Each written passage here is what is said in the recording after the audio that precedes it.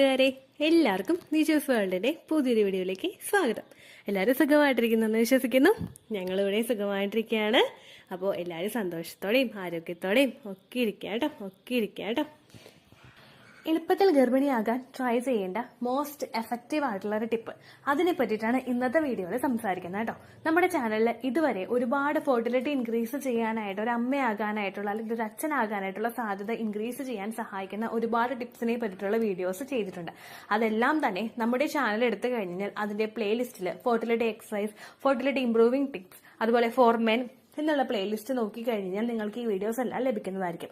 ഈ വീഡിയോസിലെല്ലാം പറഞ്ഞിട്ടുള്ളത് നാച്ചുറൽ ആയിട്ടുള്ള, നമ്മുടെ അടുക്കളയിലുള്ള, അല്ലെങ്കിൽ നമുക്ക് പെട്ടെന്ന് എത്തിപ്പിടിക്കാൻ സഹായിക്കുന്ന അല്ലെങ്കിൽ എത്തിപ്പിടിക്കാൻ സാധിക്കുന്ന കുറച്ച് സാധനങ്ങളും കുറച്ച് വസ്തുക്കളൊക്കെ ഉപയോഗിച്ചിട്ട് എങ്ങനെ ഫെർട്ടിലിറ്റി ഇൻക്രീസ് ചെയ്യാം എന്നുള്ളതിനെ പറ്റിയിട്ടാണ്. നമ്മുടെ നാച്ചുറലി നമുക്ക് ചുറ്റും ഒരുപാട് പ്രകൃതിദത്തമായിട്ടുള്ള വസ്തുക്കളുണ്ട്.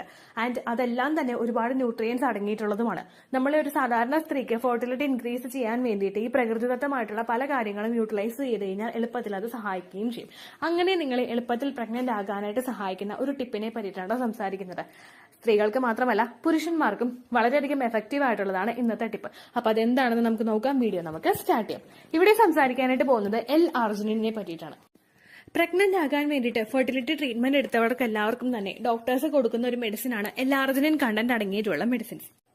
അമിനോ ആസിഡ് കാറ്റഗറിയിൽ പെടുന്ന ഇതിലാണ് L-ആർജിനിൻ അടങ്ങിയിട്ടുള്ളത്. പലരും മെഡിസിൻ എടുക്കുമ്പോൾ തന്നെ L-ആർജിനിന്റെ ബെനിഫിറ്റ് അവരുടെ ശരീരത്തിലോട്ട് എത്തുന്നു. അങ്ങനെ മെഡിസിൻ എടുക്കാത്തവർക്ക്, പെട്ടെന്ന് അമിനോ ആസിഡ് ഒക്കെ കണ്ടന്റ് അടങ്ങിയിട്ടുള്ള മെഡിസിൻസ് ഒക്കെ എടുക്കാത്തവർക്കൊക്കെ അവരുടെ ഡയറ്റിൽ കുറച്ച് ചേഞ്ചസ് വരുത്തി കഴിഞ്ഞാൽ L-ആർജിനിൻ ശരീരത്തിലോട്ട് എത്തിക്കാനായിട്ട് സാധിക്കണം.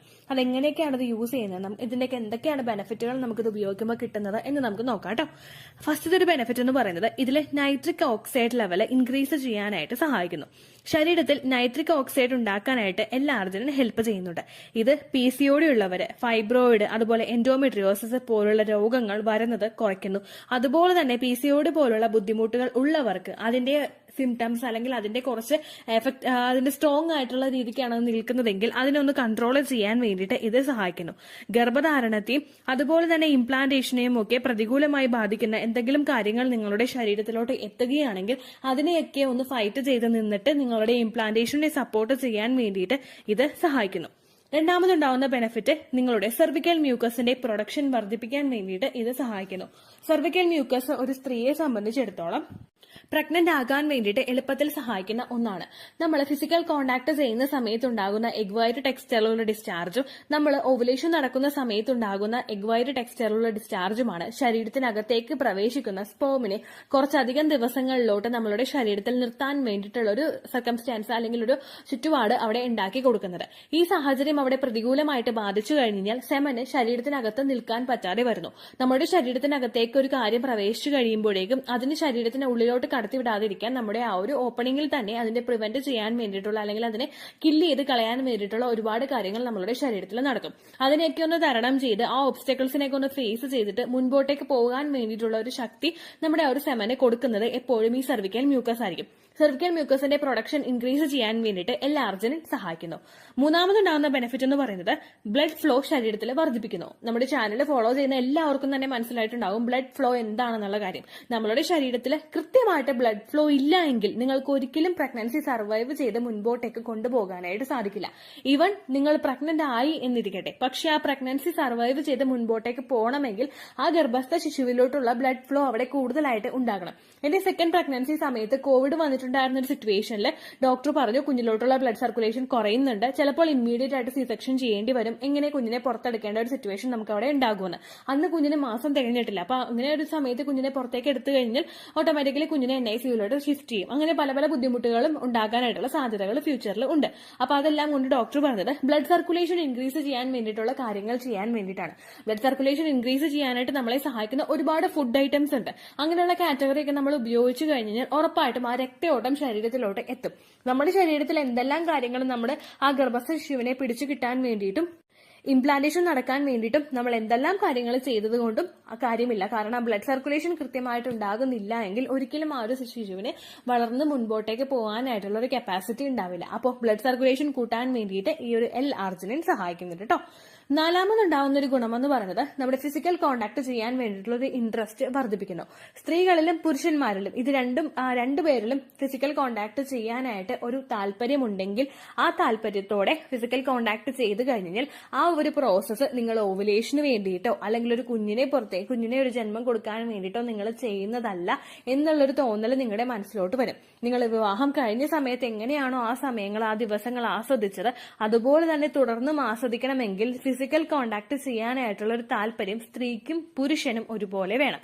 ഈ ലിബിഡോ ഒന്ന് വർദ്ധിപ്പിക്കാൻ വേണ്ടിയിട്ട് ഈ L-arginine അടങ്ങിയിട്ടുള്ള കാര്യങ്ങൾ ഉപയോഗിക്കുന്നത് നിങ്ങളെ സഹായിക്കുന്നു.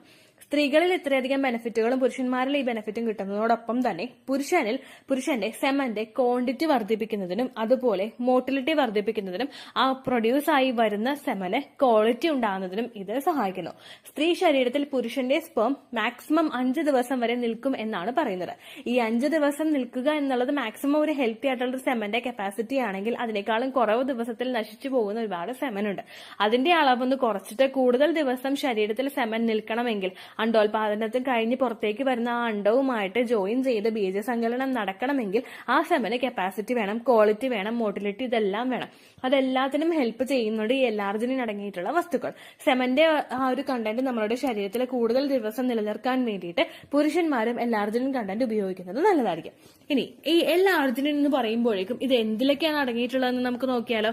ഏറ്റവും കൂടുതൽ നട്ട്സിന്റെ കാറ്റഗറിയിൽ നമ്മൾ പറയുന്ന ഒരുപാട് വീഡിയോസിൽ ചെയ്തിട്ടുണ്ടായിരുന്നുള്ള വാൾനട്ട്, ആൽമണ്ട് അങ്ങനെയുള്ള നട്ട്സിന്റെ കാറ്റഗറിയിൽ പെടുന്ന ഒരുപാട് ഐറ്റംസ് ഉണ്ട്. ഈ ഐറ്റംസിലൊക്കെ ഈ ഒരു L-arginine കണ്ടന്റ് അടങ്ങിയിട്ടുണ്ട്. അടുത്തതായിട്ടുണ്ടാവുന്നത് മുട്ടയുടെ മഞ്ഞയിലാണ്. അതായത് നമ്മൾ മുട്ട പൊട്ടിച്ചിടുമ്പോൾ ആ മഞ്ഞക്കുരുവില്ലേ അതിലാണ് ഈ ഒരു L-arginine കണ്ടന്റ് അടങ്ങിയിട്ടുള്ളത്. പിന്നെ സീഡ്സിൽ അവൈലബിൾ ആണ്. അതായത് പംകിൻ സീഡിലുണ്ട്, സെസമി സീഡിലുണ്ട്, സൺഫ്ലവർ സീഡിലുണ്ട്, പിന്നെ ചിക്കനില്, പോർക്കില്, ബീഫില് ഇങ്ങനെയുള്ള കാര്യങ്ങളിലൊക്കെ L-arginine കണ്ടന്റ് അടങ്ങിയിട്ടുണ്ട്. അപ്പോൾ സ്ത്രീകളും പുരുഷന്മാരും ഇത് മാക്സിമം ഉപയോഗിക്കാനായിട്ട് ശ്രദ്ധിക്കാം. ഇനി എല്ലാവർക്കും ഉണ്ടാവുന്ന സംശയങ്ങൾ നമുക്ക് നോക്കാം. എപ്പോഴൊക്കെയാണ് ഇത് ഉപയോഗിക്കേണ്ടത് എന്നതിനെ പറ്റിയിട്ട്. സീഡ് സൈക്ലിംഗ് ചെയ്യുന്നവർക്ക് ആ ഒരു ഫോർമാറ്റിൽ ഇത് ഉപയോഗിച്ചാൽ മതി. അതായത് flax seed, pumpkin seed, sunflower seed, sesame seed ആ ഒരു ഫോർമാറ്റിൽ അവർക്ക് പോകാവുന്നതാണ്. ഇപ്പോൾ സെസമി സീഡൊക്കെ ആദ്യത്തെ സമയത്ത് നമുക്ക് ഉപയോഗിക്കാം. അതായത് നമ്മുടെ ഫോളിക്കുലർ ഫേസിൽ ഉപയോഗിക്കാം. അല്ലെങ്കിൽ സൺഫ്ലവർ സീഡും സെസമി സീഡും നിങ്ങൾക്ക് ലൂട്ടിയൽ ഫേസിൽ ഉപയോഗിക്കാം. ഫ്ലാക്സ് സീഡും പംകിൻ സീഡും നിങ്ങൾക്ക് ഫോളിക്കുലർ ഫേസിലും ഉപയോഗിക്കാവുന്നതാണ്. അതിനുശേഷം നിങ്ങൾ പംകിൻ സീഡ് ഉപയോഗിക്കേണ്ട ആവശ്യമില്ല. സീഡ് സൈക്ലിംഗ് ചെയ്യുന്നവർക്ക് ആ ഒരു ഫോർമാറ്റിൽ തന്നെ പോകാം. ബാക്കിയുള്ള കാര്യങ്ങൾ അതായത് നമ്മുടെ വാൾനട്ട്, ആൽമണ്ട്, പിന്നെ മുട്ടയുടെ മഞ്ഞക്കുരു, എഗ് യോക്ക് ഇങ്ങനെയുള്ള കാര്യങ്ങളൊക്കെ നിങ്ങൾക്ക് അല്ലാത്ത സമയങ്ങളിലും ഒക്കെ ഉപയോഗിക്കാവുന്നതാണ്. ഒരുപാട് ബെനിഫിറ്റുകൾ കിട്ടുന്നുണ്ടെന്ന് വിചാരിച്ചിട്ട് ഒരിക്കലും നട്ട്സ് കൂടുതലായിട്ട് ഉപയോഗിക്കരുത്. ഫൈബർ കണ്ടന്റ് കൂടുതലായിട്ട് അടങ്ങിയിട്ടുള്ളത് കൊണ്ട് ചിലപ്പോൾ നമുക്ക് വയറിന് ബുദ്ധിമുട്ടുകളും ഉണ്ടാകാം കേട്ടോ. ആ കാര്യം കൂടി ശ്രദ്ധിക്കാം. കൂടുതൽ L-arginine കണ്ടന്റ് അടങ്ങിയിട്ടുള്ള ഭക്ഷ്യവസ്തുക്കൾ ഏതൊക്കെയാണെന്ന് അറിയാൻ വേണ്ടിയിട്ട് നിങ്ങൾ ജസ്റ്റ് ഒന്ന് ഗൂഗിൾ ചെയ്ത് നോക്കുക. L-arginine കണ്ടന്റ് അടങ്ങിയിട്ടുള്ള ഭക്ഷ്യവസ്തുക്കൾ, L-arginine കണ്ടന്റ് ഫുഡ് ഐറ്റംസ് എന്ന് ടൈപ്പ് ചെയ്ത് നിങ്ങൾക്ക് എന്തൊക്കെ ഇതിൽ അടങ്ങിയിട്ടുണ്ടെന്ന് മനസ്സിലാകും. അതിനനുസരിച്ച് നിങ്ങളുടെ അവൈലബിലിറ്റി അനുസരിച്ച് L-arginine എടുക്കാനായിട്ട് ശ്രദ്ധിക്കുക കേട്ടോ. നിങ്ങൾ മെഡിസിൻ എടുക്കുന്നതോടൊപ്പം തന്നെ ഇത്തരത്തിലുള്ള കാര്യങ്ങളും ഫോളോ ചെയ്ത് കഴിഞ്ഞാൽ എളുപ്പത്തിൽ ഏറ്റവും ഈസിയിൽ നിങ്ങൾക്ക് പ്രഗ്നന്റ് ആകാനായിട്ട് അത് സഹായിക്കും കേട്ടോ. ഇത്രയേ ഉള്ളൂ വീഡിയോ. യൂസ്ഫുൾ ആയി കാണുമെന്ന് വിശ്വസിക്കുന്നു. യൂസ്ഫുൾ ആവുന്നുണ്ടെങ്കിൽ ലൈക്ക് ചെയ്യുക, ഫ്രണ്ട്സിനൊക്കെ ഷെയർ ചെയ്ത് കൊടുക്കുക കേട്ടോ. എന്തെങ്കിലും സംശയം ഉണ്ടെങ്കിൽ നിങ്ങൾ കമന്റ്സിൽ ചോദിക്കുക. പണ്ടത്തെ വീഡിയോയ്ക്ക് കമന്റ്സ് ഇടുന്നവർക്ക് റിപ്ലൈ ലഭിക്കുന്നില്ലെങ്കിൽ ലേറ്റസ്റ്റ് ആയിട്ട് ഞാൻ ഏത് വീഡിയോ ആണോ അപ്ലോഡ് ചെയ്യുന്നത് അതിന് താഴെ കമന്റ് ഒന്ന് കോപ്പി പേസ്റ്റ് ചെയ്യാനായിട്ട് ശ്രദ്ധിക്കുക കേട്ടോ. അതുപോലെ ഓവുലേഷൻ ഡേറ്റ് കാൽക്കുലേറ്റ് ചെയ്ത് തരാനായിട്ട് റിക്വസ്റ്റ് ചെയ്യുന്ന ആളുകൾ എത്രയാണോ സൈക്കിൾ ലെങ്ത് അത് മെൻഷൻ ചെയ്യാനായിട്ട് ശ്രദ്ധിക്കുക. സൈക്കിൾ ലെങ്ത് എന്നതുകൊണ്ട് ഉദ്ദേശിച്ചത് ഓരോ മാസവും എത്ര ദിവസം കൂടുമ്പോഴാണോ ബ്ലീഡിങ് വരുന്നത് അതാണ് സൈക്കിൾ ലെങ്ത്. കഴിഞ്ഞ മാസം ഒരു 8-ാം തീയതിയാണ് ബ്ലീഡിങ് ആയതെങ്കിൽ ഈ മാസം 6-ാം തീയതിയാണ് ബ്ലീഡിങ് ആയതെങ്കിൽ കഴിഞ്ഞ മാസം 8-ാം തീയതി മുതൽ ഈ മാസം 6-ാം തീയതി വരെ എത്ര ദിവസമുണ്ടോ അത് കാലണ്ടറിൽ എണ്ണി തിട്ടപ്പെടുന്നതാണ് നിങ്ങളുടെ സൈക്കിൾ ലെങ്ത്. സൈക്കിൾ ലെങ്ത് നമ്മൾ കൃത്യമായിട്ട് കാൽക്കുലേറ്റ് ചെയ്യുകയാണെങ്കിൽ ഓവുലേഷൻ ഡേറ്റ് എളുപ്പത്തിൽ കണ്ടുപിടിക്കാൻ വേണ്ടിയിട്ട് ഒരുപാട് ആപ്ലിക്കേഷൻസും ഒരുപാട് ഓൺലൈൻ ആയിട്ടുള്ള വെബ്സൈറ്റുകളും ഇന്ന് നമുക്ക് അവൈലബിൾ ആണ്. പ്ലേ സ്റ്റോറിൽ പോയിട്ട് ഓൺലൈൻ ഓവുലേഷൻ ട്രാക്കർ എന്ന് ടൈപ്പ് ചെയ്ത് കഴിഞ്ഞാൽ നിങ്ങൾക്ക് അതുമായിട്ട് ബന്ധപ്പെട്ടിട്ടുള്ള ആപ്ലിക്കേഷൻസ് കിട്ടും.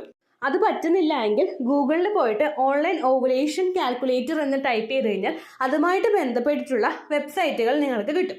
അതിൽ നിങ്ങളുടെ ലാസ്റ്റ് മന്തിലെ മെൻസ്ട്രേഷൻ്റെ ഡേറ്റും ഒപ്പം ഞാൻ ഈ പറഞ്ഞ രീതിക്ക് നിങ്ങൾ കാൽക്കുലേറ്റ് ചെയ്യുന്ന സൈക്കിൾ ലെങ്ത്തും എൻ്റർ ചെയ്ത് കൊടുക്കുകയാണെങ്കിൽ നിങ്ങൾക്ക് കൃത്യമായിട്ട് ഓവുലേഷൻ ഡേറ്റ് കണ്ടുപിടിക്കാനായിട്ട് സാധിക്കും. ഫെർട്ടൈൽ ടൈം പീരീഡും നിങ്ങൾക്ക് കിട്ടും. അതായത് എത്ര ദിവസം മുതൽ കോൺടാക്ട് ചെയ്ത് തുടങ്ങിക്കഴിഞ്ഞാൽ നിങ്ങൾ പ്രഗ്നൻ്റ് ആകും എന്നുള്ളൊരു ഡേറ്റും നിങ്ങൾക്ക് പ്രോപ്പറായിട്ട് കിട്ടും കേട്ടോ. ഇത് കാൽക്കുലേറ്റ് ചെയ്യുന്ന സമയത്ത്, സൈക്കിൾ ലെങ്ത് കാൽക്കുലേറ്റ് ചെയ്യുന്ന സമയത്ത് നിങ്ങളുടെ ആ ഒരു കലണ്ടറിൽ നോക്കി തന്നെ നിങ്ങൾ കാൽക്കുലേറ്റ് ചെയ്യുക. പല മാസങ്ങളിലും 30-31 ദിവസമുണ്ട്, അതുകൊണ്ടാണ് അങ്ങനെ പറഞ്ഞത്. ഒപ്പം നിങ്ങൾക്ക് ബ്ലീഡിങ് തുടങ്ങിയ ദിവസത്തിന് വേണം നിങ്ങൾ ഡേ 1 ആയിട്ട് എടുക്കാൻ വേണ്ടിയിട്ട്. സ്പോട്ടിങ് തുടങ്ങിയ ദിവസത്തിനെ, അതായത് ചെറുതായിട്ട് ഡിസ്ചാർജ് പോയി തുടങ്ങിയ ദിവസത്തിനെ നിങ്ങൾ കൺസിഡർ ചെയ്യേണ്ട ആവശ്യം ഇല്ല കേട്ടോ. അപ്പോൾ ഇത്രയേ ഉള്ളൂ വീഡിയോ. അടുത്തൊരു വീഡിയോ ആയിട്ട് നമുക്ക് വീണ്ടും കാണാം. ബൈ.